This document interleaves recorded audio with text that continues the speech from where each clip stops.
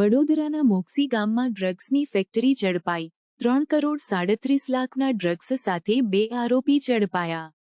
વડોદરા જિલ્લાના સાવલી તાલુકાના મોક્ષી ગામમાં પોલીસે એક ગોપનીય બાતમીના આધારે ડ્રગ્સની ફેક્ટરી પર દરોડો પાડ્યો હતો। પતરાના શેડમાં બિનકાયદે રીતે એમડી ડ્રગ્સ મેથામ્ફેટામાઇનનું ઉત્પાદન કરવામાં આવી રહ્યું હતું। આ રેડ દરમિયાન 3,37 લાખની કિંમતના 3 કિલો કરતાં વધુ ડ્રગ્સ મળી આવ્યા હતા।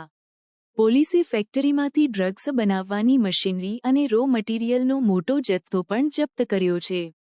આરોપીઓ પતરાના શેડનો ઉપયોગ કરી સુરક્ષિત રીતે ડ્રગ્સનું ઉત્પાદન કરતા હતા, જેથી પોલીસ કે કોઈને શંકા ન જાય।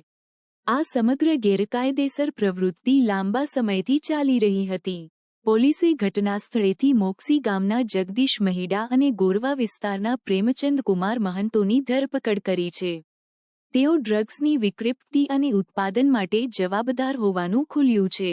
તપાસમાં અન્ય લોકોના નામ પણ સામે આવ્યા છે, જેમાંથી 3 શખ્સો હાલ ફરાર છે। હાલ પોલીસ આ કેસની ઊંડી તપાસ કરી રહી છે કે કેટલા સમયથી આ ઉત્પાદન ચાલી રહ્યું હતું અને કોણ છે આ ગેરકાયદેસર કારોબાર પાછળનો મુખ્ય સૂત્રધાર। આ સાથે વધુ લોકોની સંડોવણી અંગે તપાસ માટે ટીમો ગોઠવાઈ છે। આ ધરપકડ સાથે પોલીસ વડોદરા અને આજુબાજુના વિસ્તારોમાં ડ્રગ્સના નેટવર્ક પર મોટી કાર્યવાહી કરી શકે છે।